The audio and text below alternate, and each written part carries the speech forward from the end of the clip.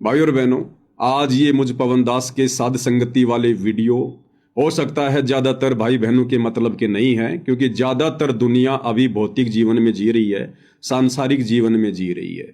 लेकिन वो नादान भूल रहे हैं कि इस भौतिक जीवन से बाहर एक सर्वश्रेष्ठ आध्यात्मिक जीवन भी है। और उस आध्यात्मिक जीवन में जीने के लिए ही हमें परमपिता परमेश्वर जी ने ये मनुष्य शरीर दिया है, चाहे स्त्री का हो चाहे ये पुरुष का हो। तो अब वो समय आ गया है, धीरे धीरे परमेश्वर की आत्माएं सत्यता से परिचित होंगी। तो कहने का मतलब है, जब वो परमपिता परमेश्वर इस संसार में आता है तो उनके भगत ही सर्वप्रथम उनका गुणगान करते हैं, उनकी महिमा को जन जन तक पहुंचाते हैं। काफी लोग विरोध भी करेंगे, और विरोध करना भाई और बहनों स्वाभाविक भी होता है, क्योंकि वो अनजान भाई बहन उस परमपिता परमेश्वर की महिमा से परिचित नहीं होते हैं। उन्होंने केवल अपने माता पिता से, दादा से, परदादा से यही सुना है। जब से उनकी आंखें खुली हैं उन्होंने यही देखा है कि माता पिता दिन रात कड़ी मेहनत कर रहे हैं, बच्चों को पढ़ा रहे हैं, लिखा रहे हैं कि बच्चे नौकरी लगेंगे, अच्छा व्यवसाय करेंगे, फिर वो अपने बच्चों को पढ़ाएंगे, फिर उनके बच्चे नौकरी लगेंगे। समाज में अगर पैसा है तो हमारी इज्जत होगी, हमारे पास सारे सुख सुविधा के साधन होंगे, अन्यथा हमें कोई पूछने वाला नहीं है। और अंत में इसी प्रक्रिया में सुबह उठा, खाना खाया, दिन भर बैल की तरह मेहनत की, या जो भी व्यवसाय है वो किया, रात्रि में आके घर में फिर खाया, फिर सो गया, फिर सुबह दौड़ लिया, और अंत में इस मनुष्य जीवन को समाप्त करके लक 84 में चला जाता है, गधे कुत्ते सूअर के जन्म भोगने के लिए। वो चाहे यहाँ का राजा हो चाहे यहाँ का भिखारी हो, परमात्मा का विधान सबके ऊपर लागू होता है। ये सरपंची, ये प्रधानी, ये नेतागिरी, ये भाई और बहनों 4 दिन की होती हैं, और ये भी व्यक्ति को अपने पूर्व जन्म के भक्ति संस्कारों के आधार से मिलती है। देश का प्रधानमंत्री भी एक इंसान है, और रोड पर खड़ा होकर भीख मांगने वाला भी एक इंसान है। लेकिन दोनों की किस्मत में इतना अंतर क्यों? एक सारा दिन रोड पर खड़ा होकर दिए बाबा दिए, दिए बाबा दिए, धूल मिट्टी फाँकता है, और एक व्यक्ति सारा दिन 5 स्टार होटल में रहता है, बड़ी बड़ी गाड़ियों में घूमता है। ये सब कुछ मनुष्य के पूर्व जन्म की भक्ति के आधार से होता है। तो वर्तमान में दुनिया वाले आध्यात्मिक जीवन से अपरिचित होने के कारण इन सब बातों को भूल चुके हैं, इसलिए दुनिया दुखी है, परेशान है। और ये आध्यात्मिक बातें बताने के लिए स्वयं परमपिता परमात्मा संत का रूप धारण करके पृथ्वी पर प्रकट होता है। बाकी ये जितने भी संत, महंत, आचार्य, शंकराचार्य देश और दुनिया धरती पर हैं, ये सब हमारे जीवन को नाश करने वाले हैं। ये मनमुखी संत हैं, ये मनमुखी बाबा हैं, मनमुखी शंकराचार्य हैं। इनके पास में भक्ति और भगवान का कै भी नहीं है। तो भाई और बहनों, अब जागो, जागने का समय आ गया। पूरी दुनिया युग परिवर्तन के किनारे पर खड़ी है। पूरी दुनिया में बारूद बिछाया जा चुका है। बड़े बड़े लोग भी इस बात से अनजान हैं, अपरिचित हैं। कब चिंगारी लग जाए, और चिंगारी तो लग चुकी है। तीसरा विश्व युद्ध शुरू हो चुका है, और आने वाले युग परिवर्तन के समय में, और युग परिवर्तन का समय 2028 निर्धारित है। कोई माई का लाल इसे टाल नहीं सकता, क्योंकि स्वयं परमपिता परमात्मा ने अब की बार यह समय निश्चित किया है। 2028 दुनिया के पास मुट्ठी भर का समय भी नहीं है। अगर बचना है, परिवार को बचाना है, तो भाई समझ जाओ, सुधर जाओ। परमात्मा संत रूप में धरती पर हैं, उनके विचार सुनो, सत्संग सुनो, तभी पता चलेगा। अन्यथा खुद मरोगे, परिवार को मरवाओगे, और ऐसे चले जाओगे इस देश और दुनिया से। कुछ भी नहीं लेकर जाओगे, सुई की नोक भी, ये जोड़ा जाड़ा धन, ये इज्जत, ये कमाई, ये शोहरत, सब कुछ ये खाक में मिल जाएगी। आए दिन बड़े बड़े लोग मिट्टी में मिल रहे हैं, जिनकी महिमा हुआ करती थी, जिनके नाम की जयंतियां मना करती थी। आज कहाँ हैं वो लोग, कहाँ है वो? उनके घर वाले भी साल में एक बार याद करते हैं, जब उनके श्राद्ध आते हैं, जिनकी चर्चाएं रोजाना अखबारों में होती थी, टीवी चैनलों में होती है। तो भाई और बहनों, थोड़ा विचार करो। हम मनुष्य हैं, हम जानवर नहीं हैं। जानवर विचार नहीं कर सकता, उसको परमात्मा ने बुद्धि नहीं बख्शी विशेष। हम इंसानों को परमात्मा ने विशेष बुद्धि बख्शी है। हम सोच सकते हैं, विचार कर सकते हैं, किसी की विचार हम सुन सकते हैं, चिंतन मनन कर सकते हैं, हम किसी से सलाह ले सकते हैं। तो भाई और बहनों, समझो, संभलो, परमात्मा धरती पर है, और निसंदेह वो परमात्मा, वो परमेश्वर संत रामपाल जी के रूप में है। अब ये बात आपके गले नहीं उतरेगी, लेकिन धीरे धीरे धीरे धीरे, क्योंकि ये कड़वी दवा है, धीरे धीरे खाओगे तो रोग मुक्त हो जाओगे, सारे गंदे विचार निकल जाएंगे, सुविचार अंदर समाएंगे, तब ये परमात्मा स्पष्ट संत रूप में खड़ा दिखाई देगा, खड़ा दिखाई। और आज एक बात मैं आप सभी भाई बहनों को विशेष तौर पर बता देना चाहता हूं कि वर्तमान में संत रामपाल जी का नाम इतना बदनाम क्यों है? लोग संत रामपाल जी से इतनी नफरत क्यों करते हैं? क्यों उनसे जलते हैं, उनसे द्वेष करते हैं? बात बात पर ना जाने उनको क्या क्या बोल देते हैं। ऐसा क्यों है भाई और बहनों? क्योंकि ये गलतियां करने की आदत हमारे को सतयुग से लगी हुई है। हमने सतयुग में भी महापुरुषों को नहीं पहचाना, त्रेता में भी हमने महापुरुषों को नहीं पहचाना, द्वापर में भी नहीं पहचाना, और उनके जाने के बाद, उनके मरने के बाद आज उनके मंदिर बनाकर, मंदिरों में रामकृष्ण की मूर्तियां लगा लगा कर हम उनको पूजते हैं, हम उनको भगवान के रूप में मान रहे हैं। और जिस समय वो धरती पर थे उनके साथ में बदतमीजियां किया करते थे, बकवाद किया करते थे, उनको एक ढंग का इंसान भी नहीं माना करते थे। अवतारिया भगवान तो बहुत दूर की बात है। और वही वर्तमान में संत रामपाल जी के साथ में हो रहा है। तो भाई और बहनों, अगर आप थोड़ा सा विचार करोगे संत रामपाल जी की जीवनी पर, जरा सा, आपको इस धरती पर उनके जैसा महापुरुष दिखाई नहीं देगा। आप संत जी के नालायक बेटा बेटी को देखकर, उनके भाई बंधुओं को देखकर, उनके परिवार को देखकर, या जो जगह जगह सतलोक आश्रम खुले हुए हैं इनमें बैठे हुए बकवादी लोगों को देखकर आप ये निर्णय ना करें कि संत जी भी ऐसे ही होंगे। जब आप संत रामपाल जी के जीवन पर एक हल्की सी नजर डालेंगे, आपकी आंखों से आंसू नहीं सूखेंगे और फिर आपको पछतावा होगा कि हमने ऐसे महापुरुष के विषय में और ऐसे ऐसे कटु वचन बोल दिए। हम माफी के अधिकारी भी हैं या नहीं हैं? जो लोग संत रामपाल जी पर तरह तरह के लांछन लगाते हैं उनको विचार करना चाहिए। संत रामपाल जी ने 17 फरवरी 1988 को अपने मुंह बोले गुरुदेव आदरणीय राम देवानंद जी से दीक्षा प्राप्त की, गुरु शिष्य परंपरा को बनाए रखने के लिए। वे तो जगत गुरु हैं, उनको आवश्यकता नहीं है किसी को गुरु बनाने की, लेकिन गुरु शिष्य परंपरा को बनाए रखने के लिए उन्होंने मुंह बोला गुरु बनाया आदरणीय राम देवानंद जी को 17 फरवरी 1988 में। उसके बाद भाई और बहनों, सतगुरु रामपाल जी को जब उनके मुंह बोले गुरुदेव के द्वारा सन 1994 में सत्संग करने की और नाम दीक्षा देने की आज्ञा प्राप्त हुई, उसके बाद से संत रामपाल जी ने अपना पूरा जीवन परमार्थ में लगा दिया।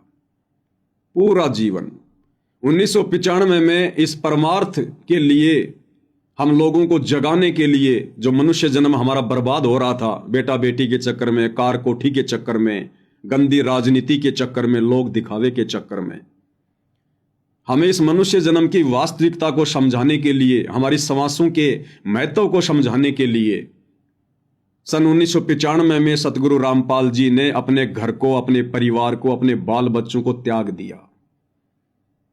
कभी भी 1995 से सतगुरु रामपाल जी उस धनाना गांव में अपने परिवार में मुड़कर नहीं गए।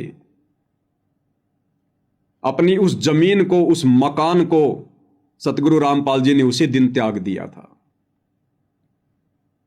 उसके बाद संत रामपाल जी जो एक जेई की नौकरी किया करते थे, जूनियर इंजीनियर की, हरियाणा के सिंचाई विभाग में, जब सत्संग का कार्य ज्यादा बढ़ गया, उनको समय नहीं मिलने लगा, तो सन 1998 व 99 के बीच में सतगुरु रामपाल जी ने अपनी जेई की नौकरी से इस्तीफा दे दिया। सन 1998 में, 99 में जूनियर इंजीनियर, कितनी इज्जत समाज में, सैलरी कितनी होगी, एक झटके में उन्होंने इस्तीफा दे दिया, जबकि उनके रिटायरमेंट में मात्र 2 वर्ष बचे हुए थे। उनके साथी कहने लगे, भाई मात्र 2 वर्ष बचे हैं रिटायरमेंट में, पेंशन हो जाएगी, 2 साल और नौकरी कर लो। लेकिन सतगुरु रामपाल जी ने किसी की एक नहीं सुनी और कहा कि भाई इस झूठी सरकार की नौकरी करते करते तो असंख्य जन्म बीत गए, अब तो सच्ची सरकार की नौकरी करूंगा, परमपिता परमेश्वर की नौकरी करूंगा, उनकी भूली भटकी आत्माओं को भक्ति मार्ग पर लगाऊंगा, उनका जीवन बर्बाद होने से बचाऊंगा। अपनी जेई की नौकरी से सतगुरु रामपाल जी ने स्वेच्छा से इस्तीफा दिया। अब बहुत सारे लोग कहते हैं कि उनको जेई की नौकरी से हटाया गया था। देखो, ये तो है मनमुखी बातें, हुआ भाई सुनी सुनाई बातें। आज हिंदुस्तान में कोई भी भाई बहन ये साबित कर दे कि सतगुरु रामपाल जी को जेई की नौकरी से सरकार ने किसी भी कारण से हटाया था, मैं पवन दास और मेरा पूरा परिवार आजीवन उस व्यक्ति के भैंसों का गोबर उठाएंगे, भैंसों का गोबर, तुम्हारे नौकर बन के रहेंगे आजीवन, अगर कोई व्यक्ति ये साबित कर दे तो। बाकायदा उनका लेटर है, सोशल मीडिया पर पड़ा हुआ है। स्वेच्छा से उन्होंने परमार्थ के लिए त्यागपत्र दिया था। ये आपको एक छोटी सी जीवनी बताई जा रही है सतगुरु रामपाल जी की, जो लोग उन पर लांछन लगाते हैं कि वो पैसों के लिए कर रहे हैं, माया के लिए कर रहे हैं। जरा नजर डालिएगा। 1995 में घर परिवार त्याग दिया, बाल बच्चे त्याग दिए, जमीन जायदाद त्याग दी, ना उनके नाम पर कोई मकान है ना कोई दुकान है। 1999 में अपनी नौकरी त्याग दी और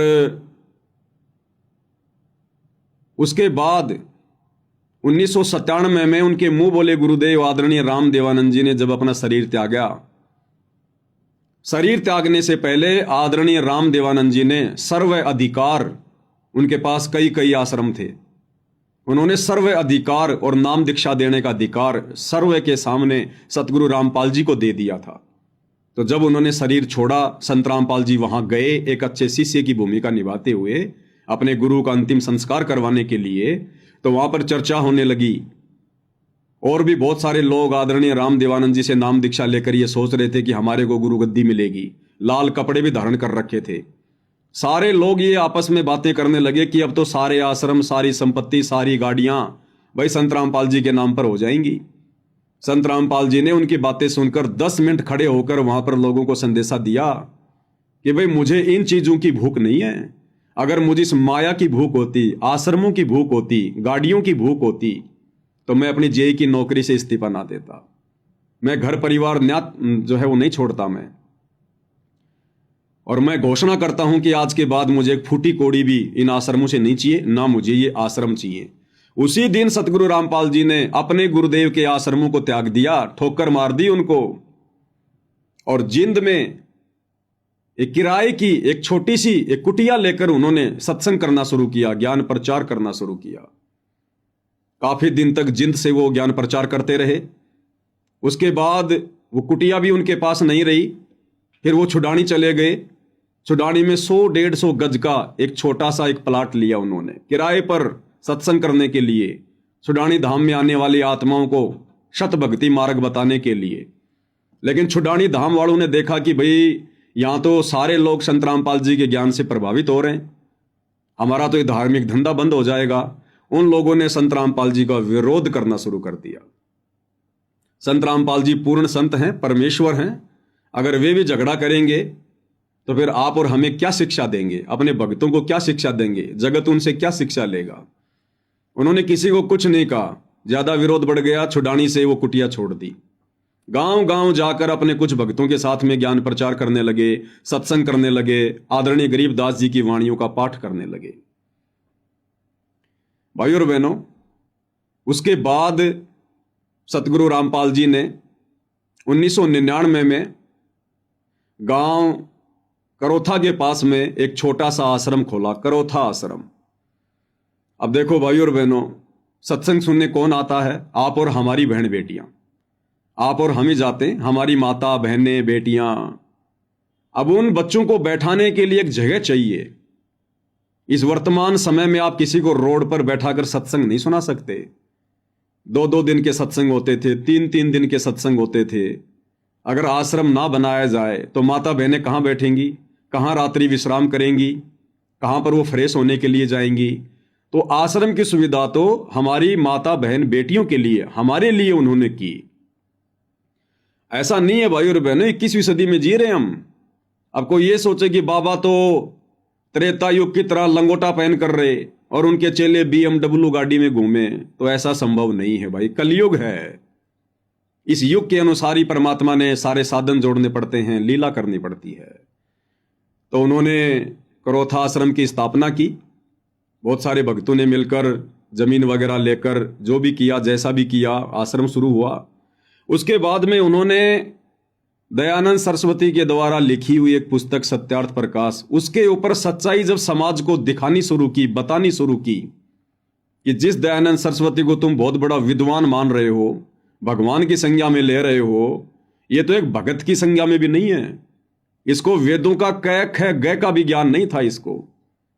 और सत्यार्थ प्रकाश में इसने जो झूठ लिखा है, जो उवाबाई लिखी है, जो बकवाद लिखी है, वो किसी भी प्रकार से समाज में उतारने योग्य ज्ञान नहीं है।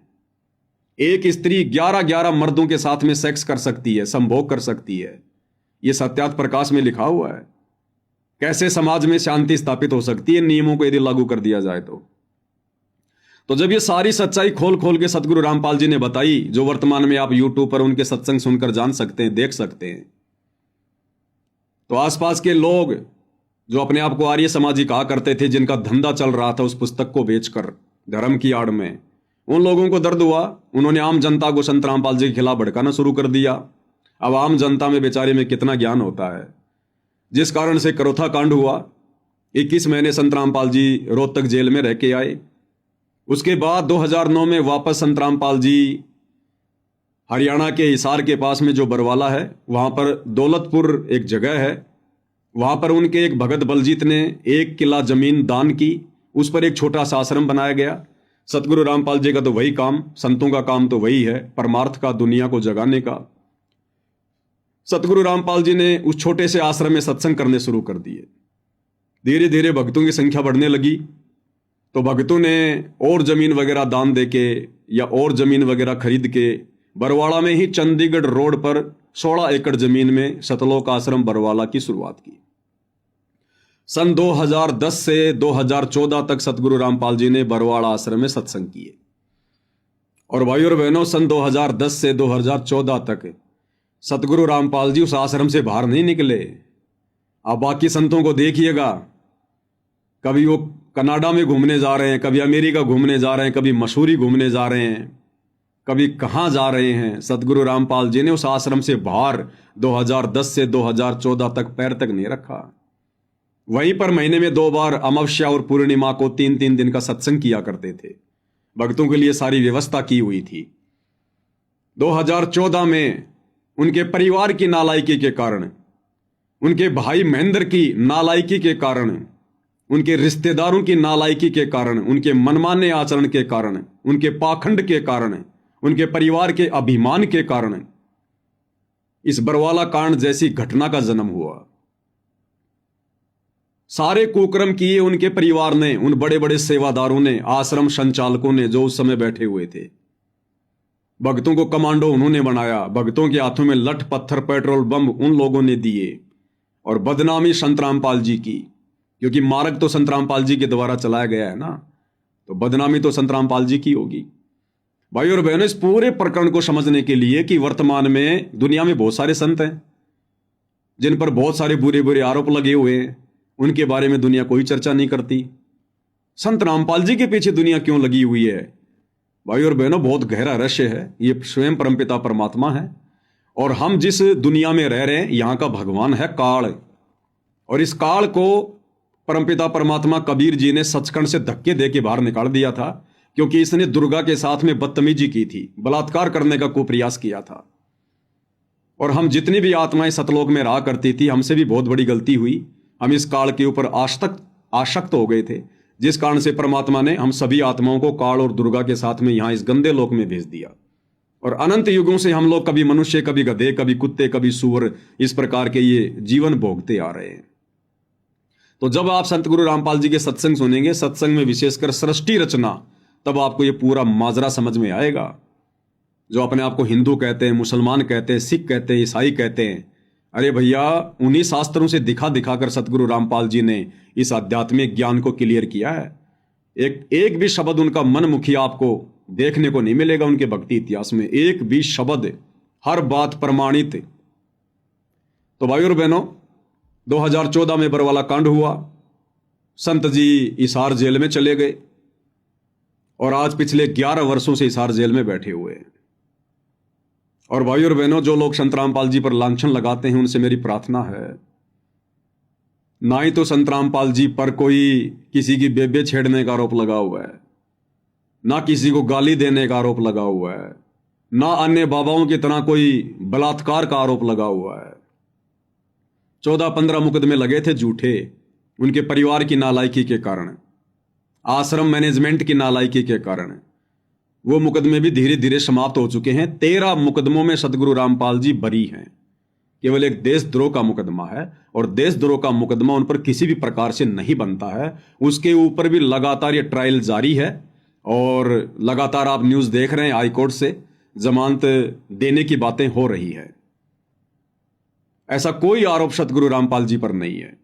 दूसरा, यदि इस दुनिया का कोई भी व्यक्ति यह साबित कर दे कि आज वर्तमान में संत रामपाल जी के नाम पर एक सुई भी है, अरे ये मकान, दुकान, जायदाद, प्लॉट, प्रॉपर्टी, आश्रम, खेत खलिहान, गाड़ी घोड़े, ये तो बहुत दूर की बात है। अगर एक सुई भी सतगुरु रामपाल जी के नाम पर हो, जिसे आप ये कह सके कि ये सुई संत रामपाल जी की है, आप साबित कर दो, मैं पवन दास जिंदगी भर आपके घर का पानी भरूंगा, जिंदगी भर। भाई दुनिया की बातें सुन के और ये आरोप लगाना बहुत आसान है। और कहते हैं संतों की निंदा सबसे बड़ा महापाप है, सबसे बड़ा महापाप, अनजाने में भी नहीं करनी चाहिए। जहां संतों की बात चल जाए वहां तो कान पकड़ लेने चाहिए। किसी की सुनी सुनाई बातों पर विश्वास करके अपने कर्म नहीं फोड़ने चाहिए। संत निंदा दुनिया में सबसे बड़ा महापाप। और संत रामपाल जी तो पूर्ण संत हैं, पूर्ण संत। सत्संग सुनोगे तब पता चलेगा। दूसरी बात भाई और बहनों, इस धरती पर यदि आपको सतगुरु रामपाल जी से संबंधित यदि सत्य जानकारी मिलेगी तो मुझ पवन दास की वीडियो देखकर मिलेगी। दूसरा कोई तरीका धरती पर नहीं है। ना उनका परिवार जानकारी दे पाएगा, ना उनके रिश्तेदार दे पाएंगे, ना उनके बेटा बेटी दे पाएंगे, ना इन आश्रमों में बैठे बैठे ये मनमुखी चौधरी दे पाएंगे। तो सतगुरु रामपाल जी से संबंधित यदि यथार्थ जानकारी चाहिए तो ये मेरा फेसबुक पेज है, पवन दास इज लाइव, पेज को फॉलो कर लें। आपको हर जानकारी सटीक मिलेगी, आपको हर सवाल का सटीक जवाब मिलेगा, प्रमाणित मिलेगा।